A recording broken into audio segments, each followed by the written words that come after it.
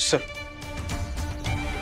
आम्ही एवढी tight fielding लावली आहे ना की 100% सत्या कुठे जरी असला ना सापडणारच. खुसपुडे, सत्याला सातारचा कोपराने कोपरा माहिती आहे. त्यांना जोडलेली माणसं सुद्धा खूप आहेत जी त्याला मदत करू शकतात. जसं मंजूनं शूटर आपल्या घरात ठेवून मदत केली होती ना, तशीच मदत यालाही कोणीतरी करू शकतं. आता या केसचा बारकाईने विचार करायला पाहिजे आपल्याला आणि तसा तपास करावा लागेल. होय साहेब, तुम्ही सांगताय त्या पद्धतीने तपास करायला पाहिजे. माने दिवसाची रात्र करा, डोळ्यात तेल घालून नजर ठेवा आणि महत्वाची गोष्ट म्हणजे सत्याच्या मित्रांवर नजर ठेवा. काही नाही काहीतरी आपल्या हाती नक्की लागेल. तो सत्या ज्या बिळात लपून बसलाय ना, त्याला बाहेर काढत असेल तर मला आता एक आयडिया करावी लागेल. कुठली साहेब? खुसपुडे, एक काम करा, प्रेसवाल्यांना बोलवा. प्रसार माध्यमांशी बोलण्याची हीच वेळ आली आहे. कळू दे, जगाला कळू दे नेमकं काय झाले ते. हा साहेब. निघा. Yes sir.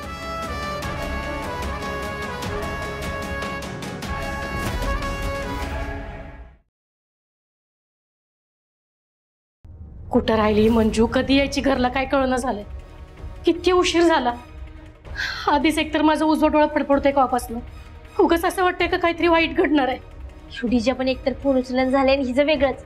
अगाई पापणी फडफडती तर त्याला सोनं लाव ना. झालंय सगळं आमरे करून, नाही थांबत आहे फडफडायची. मनात उगाच वाईट वाईट विचार येत.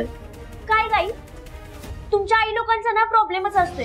काहीतरी घडायच्या आधीच 100 विचार करून ठेवायचे डोक्यात. आमरे तुला आत्ता नाही कळायचं, स्वतः आई झालीस ना की मग कळल बरोबर. हा ग, पण आई दीदी काही लहान आहे का? अगं आता ती किती कामात असेल, किती टेन्शन मध्ये असेल, तू काय विचार करत बसल्यास? अगं हे बघ आमरे, अगं प्रत्येक आईसाठी आपली पोर लहानच असते.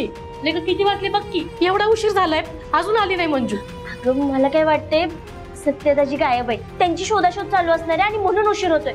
तू नको इथं उगाच टेन्शन घेत बसूस. तीच तर, आज कोर्टात जे काय झालं त्याचं टेन्शन, त्यात सत्यचित्र पळून गेले ते वेगळंच टेन्शन आहे मला. मंजूचा अजून पत्ता नाही. मी एक काम करू का, मी पोलीस स्टेशनला जाते आणि तिथं काय चाललंय ना ते बघून येते. नाही नाही नको, परत तुला कोण येणार तिकडे शोधायला ग. त्यापेक्षा एक काम कर, फोन लाव तिला. हा नाही नको, मी आता जर तिला फोन केला ना तर ती वैतागणार आहे माझ्यावर. आमरे नाही वैतागत, लाव फोन, मला बोलायचं तिच्याशी. फोन लाव.